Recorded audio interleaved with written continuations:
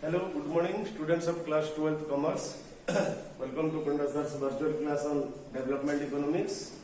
And today our topic of discussion is the failures of Indian industrial policy IPR 1950 to 1990.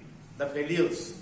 In the last couple of classes, we have been discussing various policy or the planning era that started from 1950, and as it is common to all development models, India also adapted the policy to make its agricultural sector more profitable in the first phase. And once the agricultural sector became a little stable, it shifted its attention from agricultural sector to industrial sector. And the IPR, that is Industrial Policy Regulation, was initiated, and we are discussing the policies related to Indian industrial sector starting from 1950 to 1990. As you know that during the British period, the industrial sector never developed because intentionally the British people didn't wish to develop the industrial sector, or they never wished that India could produce the goods and services that it needed, because in such a case they would lose a massive market like India for their finished product. That's why during the entire British period, the industrial sector of India was neglected.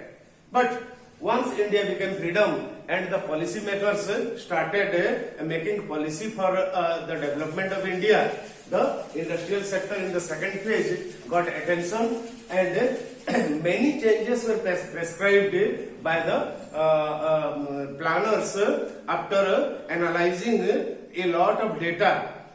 They made suitable policy to change the industrial scenario of India. So in that case, whatever policy they adopted, some of the policies actually worked for the development of India, but some of the policies they failed to achieve their targeted goal. And today we are going to discuss those specific policies or plans which actually acted like boomerang, and India never got benefited from those policies. The first one, due to the policies in between 1950 to 1990, the entire focus went to the public sector. That means complete public sector domination. In the industrial scenario, the public sector emerged as the major player, and the private sector got dominated. So, while in almost all production activity, you could find in those days the presence of public sector, and hardly any private sector or private players or private entrepreneurs were allowed or given freedom to enter into different production activities. So that is the first demerits, that public sector domination. The second one is corrupt and inefficient management. Why? Even if the public sector dominated the industrial scenario, but what is the harm in that? They could also produce things that we needed and make India industrially developed. But the truth is that in the public sector, the corrupt and inefficient management, the officials who actually took decision became gradually over time, they became corrupt and inefficient. The policy, the structure was such a complexity that no one could, or the government could not do anything, and a time came that the entire decision-making authority of all public sector producing units, they became inefficient and corrupt. So obviously, when the decision-making authority, or suppose nowadays, as we can say, if the CEO, that chief executive officer of a company, if he is not efficient and if he is corrupt, then obviously the company could not develop beyond a limit. So that is the another failure of industrial policy 1950 to 1990, that the public sector officers or officials became corrupt and inefficient. Then third point is lack of invention, or rather saying innovation. Innovation means just finding out newer ways to do the same thing. That is innovation. The convenient way, finding a more convenient way. For example, as the invention of computer revolutionized the world, and earlier we were using a simple typewriter. So this is the merits of innovation. And why the innovation started dying in Indian industrial sector? Because the government started protecting the producers of India. The government, in our earlier classes, we have discussed that the government started the policy of protection.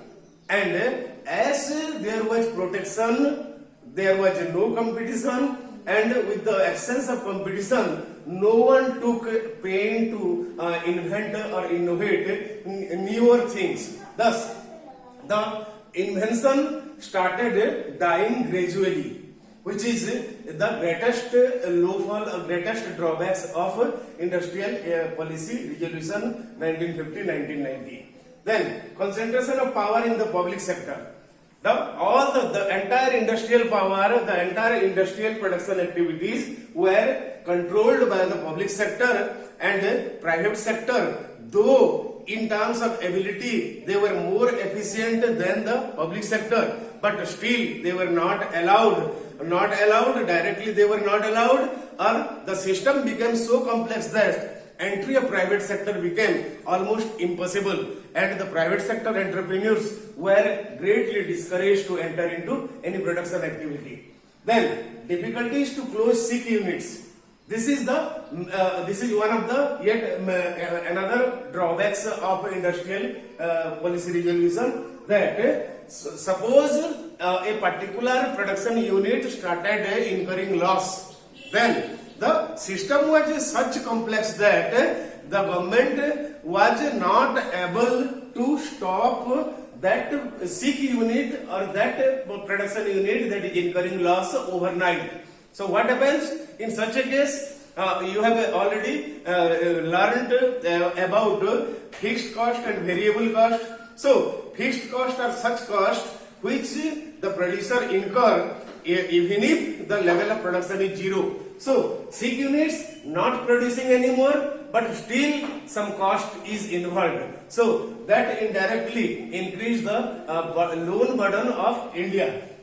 Then the last point is growth of national income and per capita income. You see, obviously during these 40 years, that is 1950 to 1990, the industrial policy became such, the industrial production level increased a lot, and of course the national income as well as the per capita income of each Indian increased, but it was far lower than the expected or targeted increase in national income and per capita income.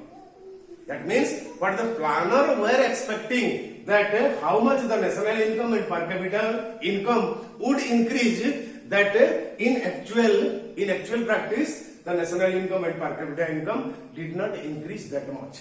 So these are the main drawbacks of Indian industrial policy 1950 to 99. And as we can sum up and we can say that it was even if it not a total failure, but still it could not achieve the targeted goal of development that India actually deserved. That's why India needed a new industrial policy, and tomorrow onwards we will be discussing about new industrial policy that started from 1990. Thank you and have a nice day.